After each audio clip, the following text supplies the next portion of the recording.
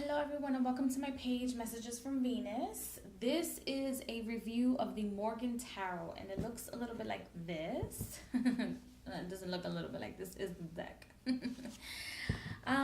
guys are going to be getting a whole lot of freaking reviews this week. It is what it is. I've really backed up in videos, so I have to record a lot of videos this weekend. What was I going to tell you guys? For the number one announcement is that I'll be making a separate video in regards to the announcement that I made on this video.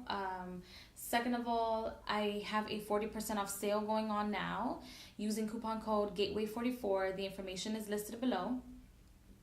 And I would like your support in funding my little brother. He has a GoFundMe page. He is a baseball player. He would like to play in a league in Puerto Rico.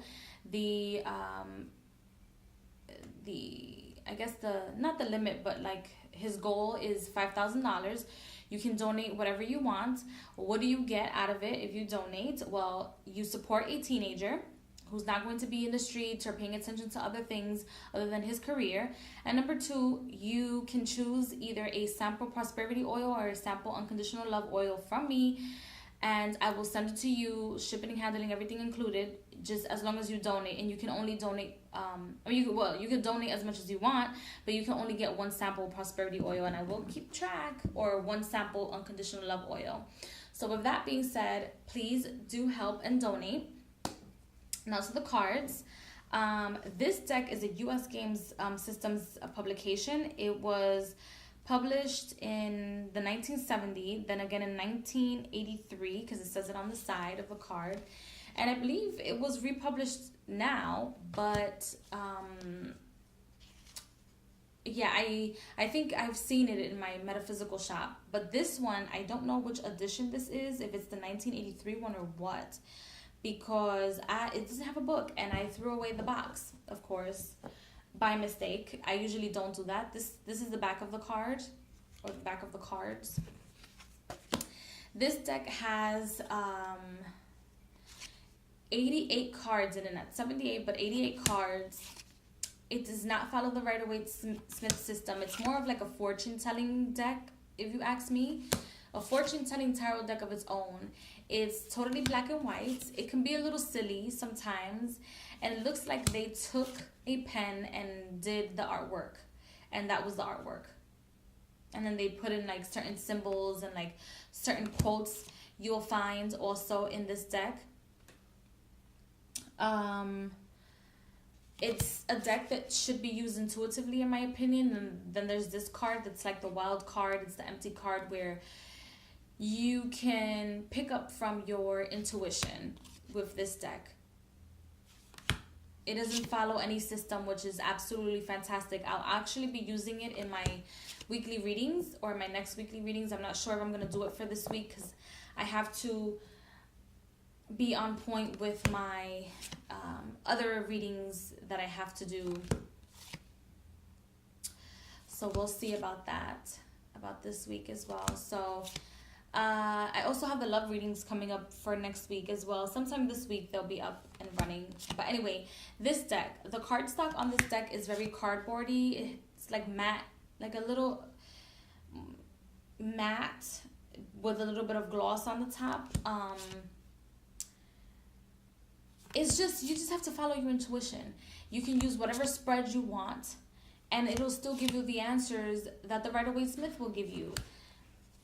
The symbols in this deck, according to me, are made to hit certain notes in your chakra system and in your third eye as well, in your psyche. This deck can also be used as a reversal in some cards, because if you have a card like this, that's death and then rebirth, so that means that you can read this deck in reversals.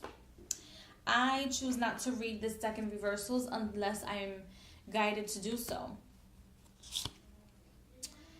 And I've did readings for myself with the deck, because I don't do like deck interviews. I ask the deck specific questions to see like how accurate the deck comes out to be.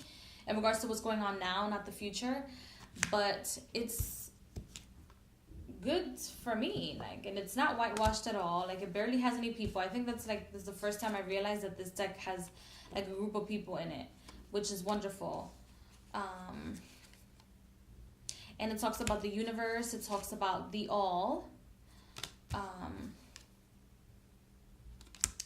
You can use it to connect to your maybe past lives as well, only because it's such an old deck, and it's like a lot of things incorporated into the old deck. Into this deck, I mean, not the old deck, but into this deck.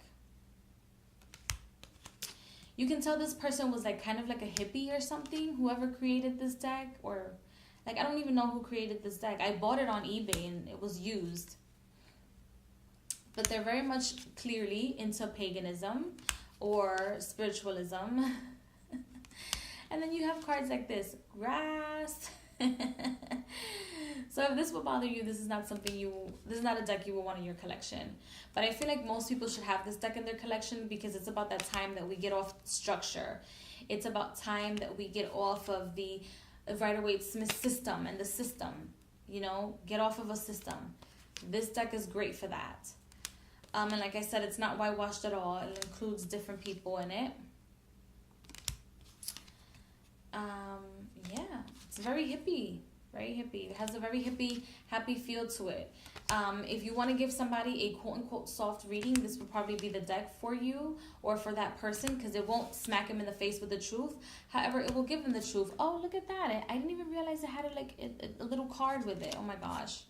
Look at this. Da-da.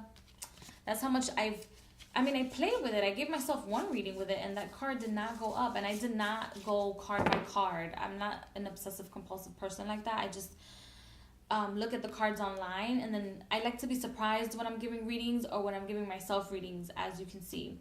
So this is the Morgens Tarot, illustrated by Darshan Kapash, created by Morgan Robbins, printed in Belgium. Transmutation through the union of opposites. Oh, shit. Bam. Well, that'll tell you. And then it'll have little things like this where you can just put two and two together, and however it is that it's fitting to you.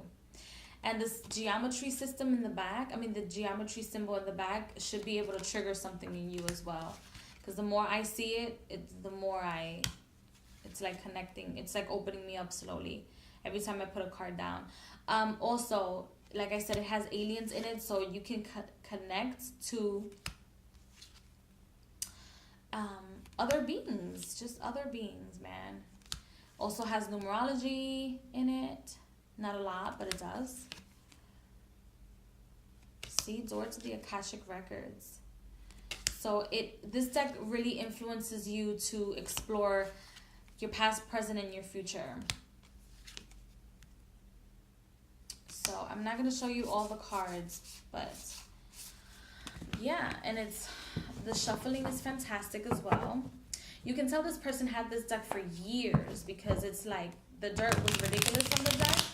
That's why I had to like cleanse it with powder. I couldn't even shuffle it because the dust was coming out of it. But now it smells fantastic, actually, because I kept it in the dust and the sun for a couple of days after. Oh, look, this door to the Akashic Records. There you go. That card wanted to come out. So it shuffles really well. However, you can't shuffle like sideways unless you like really shuffle it. This card stock is really thick for a deck. Just so you guys know, if you're gonna get yourself an old deck, it's not the new US game system printing. It's whatever they were using back then. So I would recommend this deck to anyone and everyone. I hope you guys have a fantastic night or day wherever you are, and I will see you guys in the next video. Bye.